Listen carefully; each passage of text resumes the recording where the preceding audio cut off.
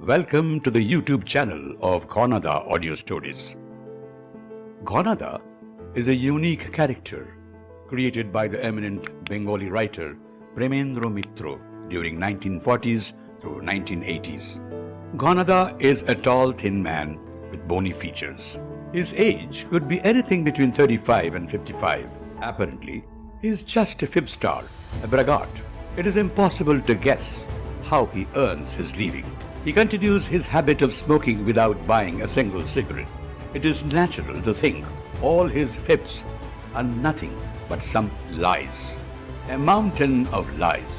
But the fun bit is, all these so-called tall tales are full of 100% accurate geographical, scientific, political and social facts.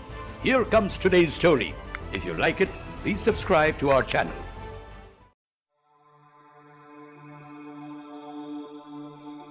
Premendra Mitra's Ghanada story, Poka, the insect, translated by Malavika Chatterjee.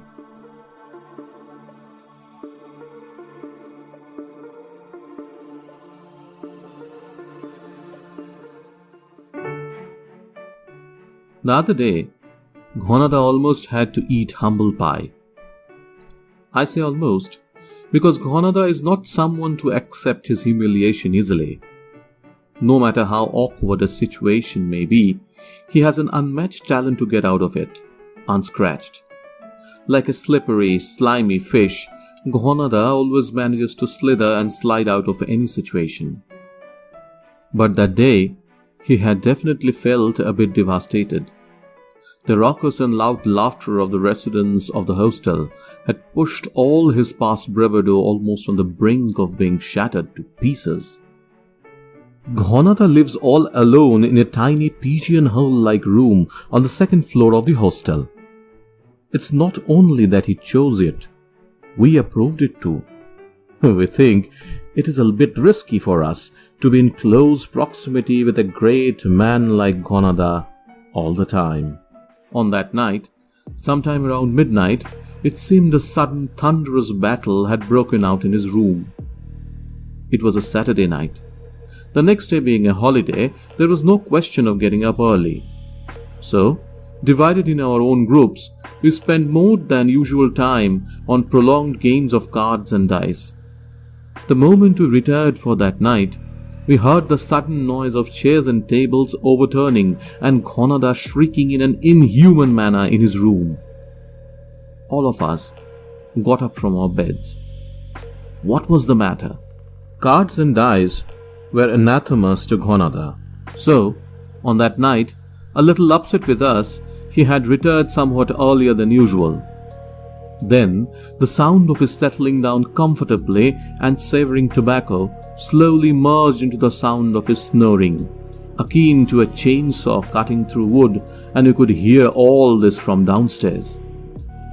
What possibly could have disturbed this peaceful slumber? From his shrieks, it seemed that a ravenous tiger that had been starved for 7 days, or some raving lunatic goon with a sharp knife, must have broken into the room. But a valorous global hero like Ghanada wouldn't care about all this and would laugh it off. Then, what could the matter be? Next moment, the hero of this mysterious incident was heard dashing noisily down the stairs. I rushed up and asked anxiously, "What on earth has happened, Ghanada?" Ghanada had probably never imagined any of us to be still awake at this hour. For a moment, he became slightly embarrassed in the face of all our concerns. But that might well be our mistake. The next moment, we were flabbergasted to hear him speaking in a hushed tone. What happened? It was just as I had thought it would be. As incomprehensible the words were, even more mysterious was Ghanada's voice. Such was the indication of sheer horror in his voice that a cold stream of water seemed to suddenly run down our spines. Shibu was the first one to somewhat overcome the shock and ask tremulously, "Is it ghosts or spirits, Ghanada?" "Ghosts? The ridiculous tone in Ghanada's voice indicated how much insult Shibu had done, mentioning ghosts and spirits. Go proposed, should we all go there and see what it was? It seemed Ghanada didn't agree to this proposal at all. We got the impression that he was not ready to put us in that kind of a danger. Rather, he would spend the rest of the night in any one of our rooms and would take the necessary action the next morning. But we were not ready to leave it so easily. How could we refrain from finding out what it was that could make a man like Ghanada scream in terror at midnight and rush down in such a flurry? All of us gingerly walked upstairs to Ghanada's room. Being in such a rush, Ghanada had not even switched on the light. The room was in absolute darkness. We were scared to switch on the light in apprehension of seeing something frightful. It was Shishir who first gathered the courage to put the lights on. But what was there to see? Besides a pair of overturned chair and table, there was nothing else to look at. Unable to stop us, and having no other choice, Ghanada had followed us into the room. When we all looked at him with surprise, he put up an utmost serious face and said, "Well, what did I tell you?" His attitude was like the great mystery lay in finding nothing in the room. Before we could utter a word, we heard a strange kind of noise in the room. A kind of buzzing seemed to float up from the floor and ultimately stop with a clunk. At first, terrified at this sudden noise, we were almost about to rush towards the staircase. But the next moment, understanding what the matter was, we broke out into splits of laughter. Go was the one in front. Though initially he had rushed backward, he now picked up the creature that was causing all this mystery.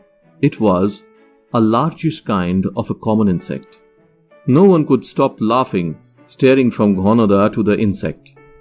With great effort, Shishir somehow controlled himself and gasped, "Ghanada, after everything, it was this petty insect that petrified you so much."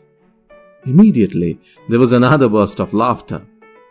But all this banter had barely touched Ghanada. Settling down unperturbed on his bed, he gave a strange look at all of us and asked with a serious look, "So, you think I got frightened by an insect, right?" Curling up even more comfortably on the bed, he cast a sudden burning glance at us and asked in a sharp tone, "Have you ever chased after an insect for 8,000 miles? Have you ever had to think of what to do with 3,000 tons of dead insects? Have you ever had to travel across the deepest forest in Africa in search of an insect with the help of a covered glass bottle in pocket and a paper in hand?" By then, our laughter had all but dried up. Still I asked, "What insect was it, Ghanada? Was it this common variety?" "No. Its name is Cystosarca gregaria." "Oh, stop it, Ghanada. No matter what, it is still a creation of the Almighty. Should you use such abusive language for it?" Thanks to Shibu's humorous tone, we were all on the verge of another burst of laughter. But Ghanada stopped us with a stern reprimand and stated, "It is no abuse. Rather, it is its scientific name." Before we could move towards the staircase, Ghanada started off. On the 22nd of December 1931, all the streets and alleys of the city of Riga in Latvia were practically covered with snow. On the previous night, such a huge snowstorm had tormented the city that the doors of some houses could not be opened till the municipality workers came to cut through the snow. As usual, I was returning to the hotel after my morning walk, when a droshky approached with a clattering noise and stopped right next to me. Clad in thick astrakhan, with his head covered in a typical Russian cap, a person with the look of a military personnel descended from it and, after carefully scanning me, handed me a letter. Going through the letter, I was truly surprised and asked, "I did not know that General Voronov is currently here." In utter humility, the man replied, "Yes, sir." We have been here for the past 3 years and would like to meet you immediately. That is apparent from the letter, but how did you identify me as the man he wanted to meet? Raising the collar of the Astrakhan coat, the man answered, Does it take time to understand? The general had told me many stories about you.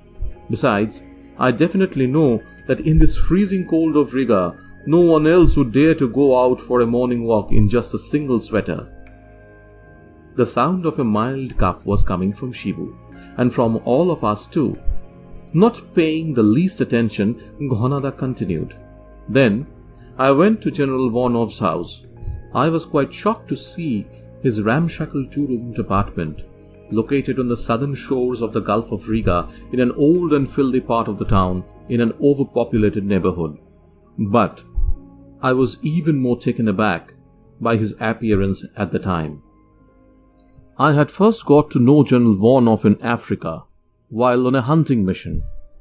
We had traversed hundreds of miles in the Dnieper River, riding a small boat, had searched for gorillas in the deepest parts of the Congo forest, putting our lives in danger, and along with the local tribe, the Masais, we had hunted with simple bows and arrows.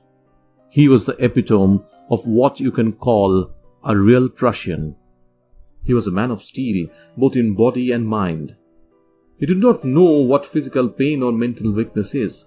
As a German commander, he had attained great fame during the First World War and received a lot of princely awards too.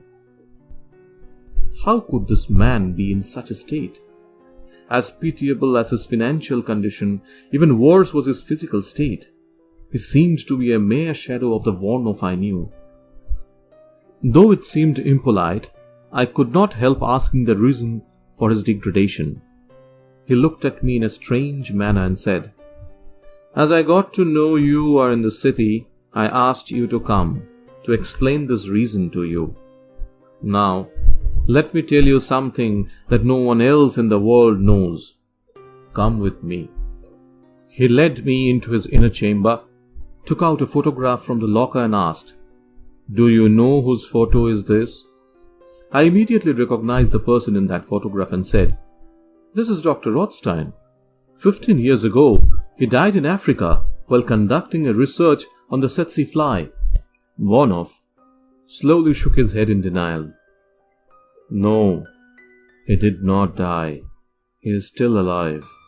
He deliberately spread the news of his own death for some particular reason. But how did you come to know that? After a moment of silence, in an almost indistinct voice, Vonov whispered, He is my brother. Your brother? Dr. Rothstein is a Jew, and you are a full-blooded German. How are you related to each other?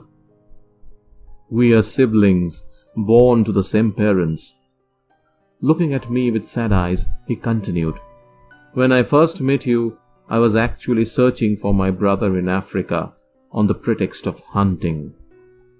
Somewhat concerned and worried, I looked at Vonov. Could depression and poverty have turned him insane? He immediately read my mind, and with a melancholic smile on his lips, he said, You must be thinking that I have gone crazy. It's puzzling you that Rothstein, a Jew, is my sibling. How could he be? Just think about why a man who has been conferred Germany's highest award for bravery in the last World War is now eking out his days like a thief in a filthy shanty in this city of Latvia. You will get the answer. Noting my silence, Vonov continued, People took me as a true German, more arrogant and robust than the Prussians. Many people still believe so. But the truth is, I am a Jew. Once, my brother was the pride of the Jews, and I was nothing but a wastrel. You must be aware how despised the Jews are, not only in Germany, but throughout Europe. There can be nothing equal to the persecution they have inflicted on us for the last 2000 years. Sometimes, this loathing remains smothered for a while, But then the flames flared up once again and destroyed our lives and wealth. Since our childhood, this anti-Semitism had agitated both of us, but in different ways. My brother's name is Jacob. Rothstein is our surname. He tried to glorify the Jewish lineage as a scientist, and I forged my parental identity in order to escape German wrath. I was far inferior to Jacob in both intelligence and education. So, when both my parents died at the age of 20, I took a job at the mines and set off for the jungles of Brazil. After 5 years, when I returned to Germany, I was a true Prussian. It was impossible to identify me as anything else by my look, accent, or manner. All this was due to a sequence of events that allowed me to turn into a Prussian. A young man of pure Prussian lineage, attracted by pure thrill of adventure and discovery, had come to Brazil and died in our mining camp. Many had remarked on how similar our looks were. I took the fullest advantage of this. Due to all the care I had taken of him, on his deathbed, he gave me some papers and articles to take back to Germany with me. On the strength of those papers, quite fearlessly, I took on the identity of Warnow. Joining the armed forces, I also made good progress. Nobody had the least bit of suspicion. All this while, I had deliberately not kept in touch with Jacob, though I knew all his whereabouts.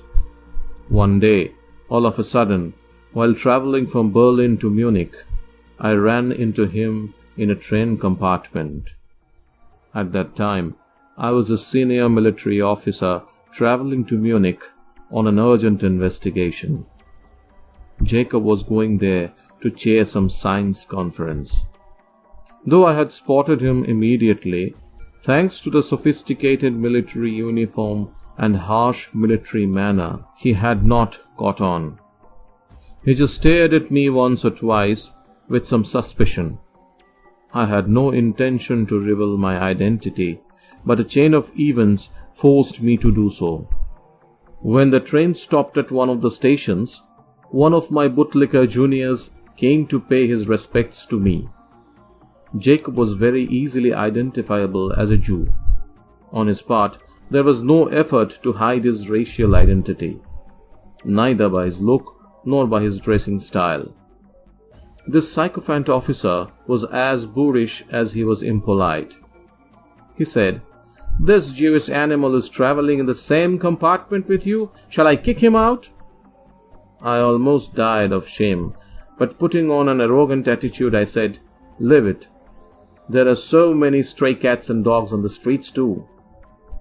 Somewhat displeased at losing this opportunity of humiliating a Jew, the officer left the compartment and the train started to move.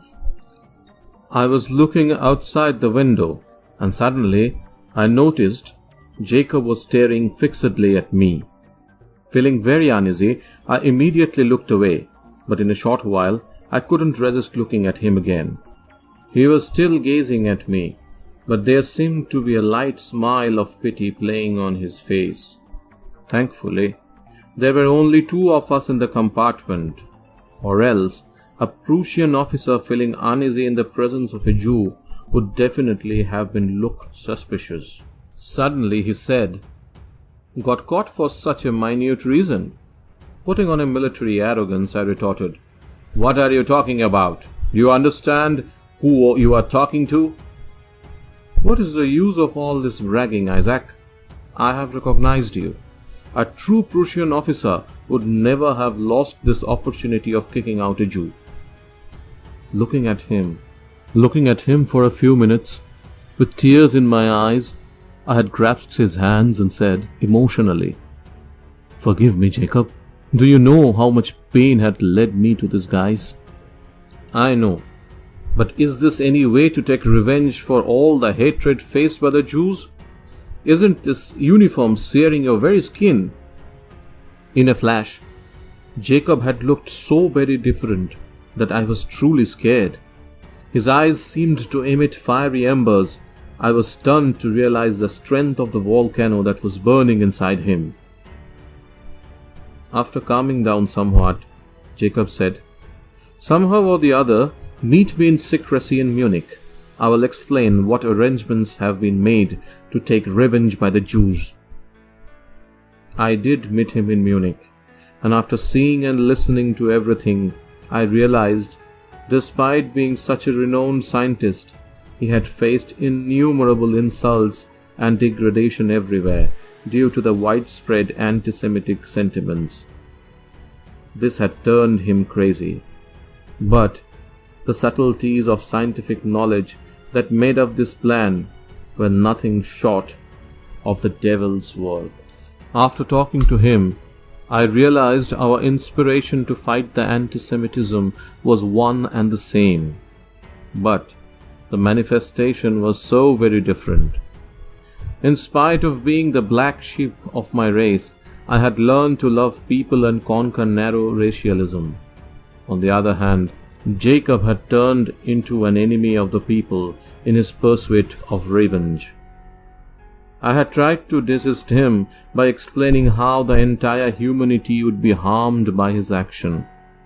But with a peal of jeering and sardonic laughter, he said, playing the role of a pseudo-Prussian, "You have even begun to be like them. You will not understand my point." After a few days, he set off for Africa in the name of research of the tsetse fly. But I knew it was just a pretext. After Vornov had finished speaking, I kept silent for a few moments and then asked, "How did you know Jacob Rothstein did not actually die?" "I came to know from cognizable proofs." Taking out a file from the drawer, he continued, "After reading this media clippings, you will realize how mysteriously famine is gradually becoming rampant in various parts of Asia and Europe. Huge crops have been destructed all of a sudden.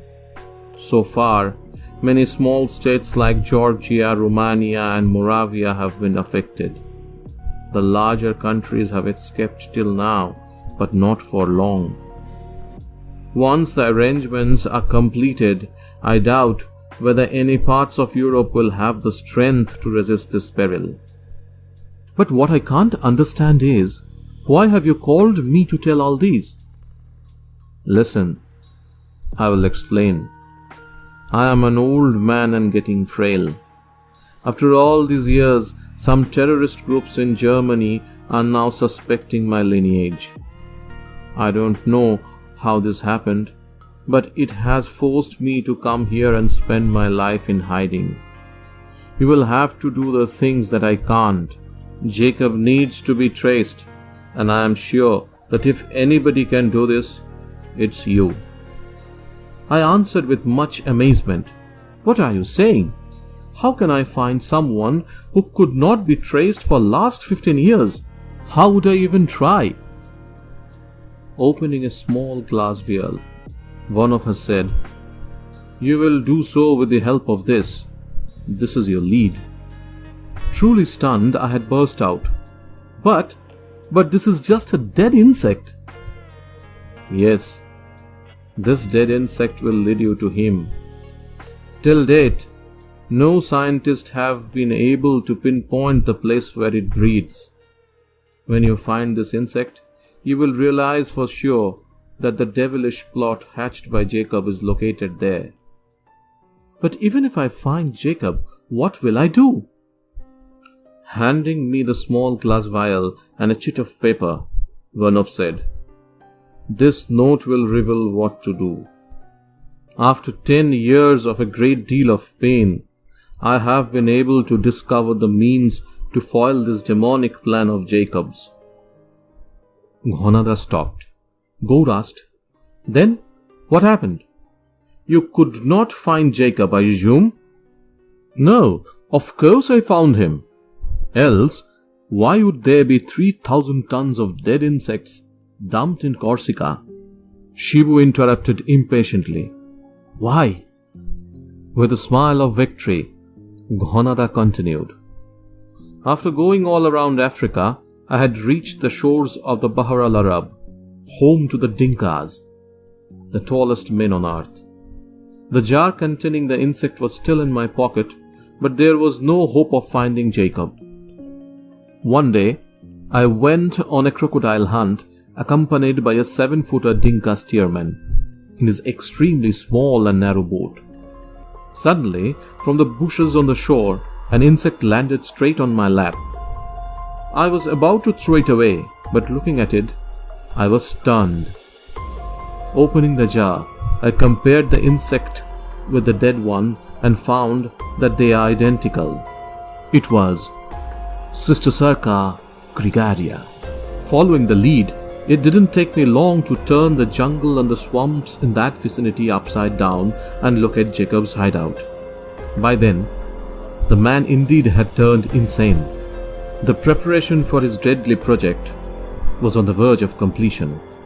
After I introduced myself, he explained everything quite openly. His eyes glistened as he described how Europe would be shrouded in darkness when just 2 days later swarms of the insect Cystosarca gregaria would overshadow the skies. Apparently, his 15 years intense research had resulted in changing their lifestyle and habits to such an extent that now he knew the distance from where he could release them to turn lush fields into virtual graveyards. His first target was Italy. He planned to direct 2,000 square miles of massive swarm towards Italy in just 2 days. Not even the vestiges of moss would remain. This would be followed by Germany and then England. He had laid out detailed and minute plans for this disaster with his invincible army. He had located the particular spot in Africa where the Cystosarcia gregaria bred and then proceeded to multiply them to such a great extent in accordance with his plans that even 10 years would not suffice for the entire weaponry of Europe to destroy them. 2 days later, I saw the swarm indeed take off.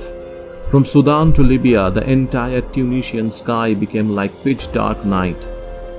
But this swarm of insects still could not reach Italy. Half of it died in the Libyan desert and the other half dropped into the Corsican Sea. Like dead leaves. The mere weight of these dead insects was 3,000 tons. Shishir asked curiously, "But why did they die?" The cause was the glass vial Voronov had given me. It contained the virus of a disease that kills the genre Cystosarca gregaria. 2 days before, I had injected the virus into one such insect with a needle. That disease had then spread rapidly and ultimately destroyed all such insects. Shibu remarked, "So, the Cystosarca gregaria is a particular swarm of insects, but that insect is no more. Then, what scared you silly today?" With a smile of contempt, Ghanada retorted, "True, the Cystosarca gregaria is dead, but not Jacob Rothstein. You never know what plot he is hatching, in which corner of the world. Maybe this insect is its precursor."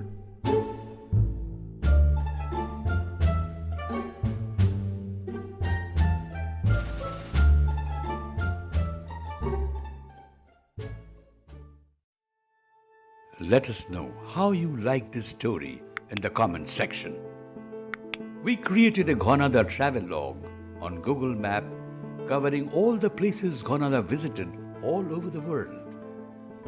You will also see the routes he took to go from one place to another. Visit our website www.ghanada.com to know everything about Ghanada Club and its activities. Do not forget to subscribe this channel to get notification whenever we post a new story.